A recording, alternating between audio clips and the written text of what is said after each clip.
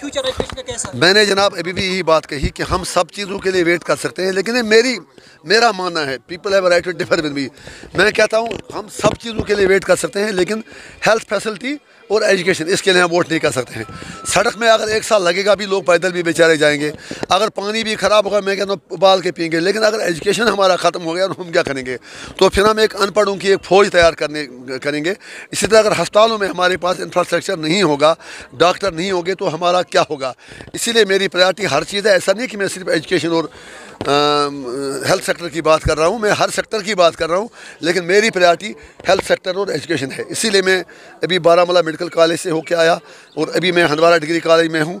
तो मेरी कोशिश ये है कि इन 2 अहम सेक्टरों पर ज़्यादा फोकस किया जाए। अनफॉर्चुनेट है, बहुत ही बदकिस्मती है। मैं तमाम स्टेक होल्डर से कहना चाहता हूँ कि मारा मारी हमें कहीं नहीं ले जाएगी। हम सबको चाहिए कि हम तशद्दुद बंद करें। तशद्दुद मज़ीद तशद्दुद को फ़रोग़ देता है।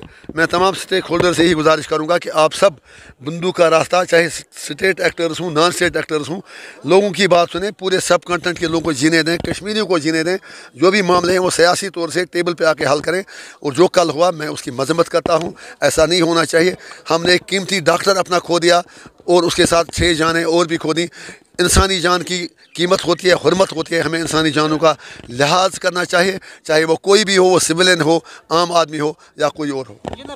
जनाब आप उनसे पूछ लें, अगर उनकी बात सही होती तो फिलहाल उन्होंने कहा था नया कश्मीर बनाएंगे। अभी आपने देखा जून में सेशन था हमारे कॉलेजों में, अक्टूबर आया, दिसंबर में एग्ज़ाम है, अभी तक कंट्रेक्चुअल टीचर्स भी नहीं मिल पा रहे हैं। अस्पतालों का हाल देखें। मेरे ख्याल में ऐसा कुछ भी नहीं है। करप्शन का 370 से क्या लेना देना है? जिसको जो खाना है वो खा रहा है, आराम से खा रहे हैं, सरपरस्ती में खा रहे हैं बड़े लोगों के। तो जिसको ईमानदारी करनी है वो उससे पहले भी ईमानदार था। मेरे ख्याल में ऐसी बातें बेमाने हैं, इसका उससे कुछ लेना देना नहीं है। पहले उमर साहब ने ये कहा था कि वो आपने सर एक कहावत कश्मीरी में सुनी है ना, कि एक पेड़ था, उस पर वो कुछ वो सेब थे। तो कोई बंदा जा रहा था, उसने कहा यार भूख तो लगी थी थोड़ी सी, कहा वो सेब तो उतार दो। उसने कहा नहीं नहीं ये तो ख़राब हैं। फिर जब थोड़ा थोड़ा करके भूख लगी तो फिर उसने एक एक करके कहा ये भी ख़राब नहीं, ये भी ख़राब नहीं, सारे खाता गया। वही हाल हमारा है, मतलब उमर साहब का है। मुझे अफसोस से कहना पड़ता है, I have due respect for him. उन्होंने इलेक्शन लड़ा 370 पर, 35 पर, और ये कहा कि 53 की पोजीशन बहाल करेंगे। पूरा जो हमारा वज़ीर आज़म, सदर रियासत, एनसी का एजेंडा था। उन्होंने जो 99 में उबदरीम राथर साहब थे, उन्होंने करारदाद असेंबली में पास की। ये दूसरी बात है, तब भी उमर साहब बीजेपी के साथ कोalition में थे, उनके जूनियर मिनिस्टर थे, लेकिन बीजेपी ने उस करारदाद को रद्दी की टोकरी में फेंका था।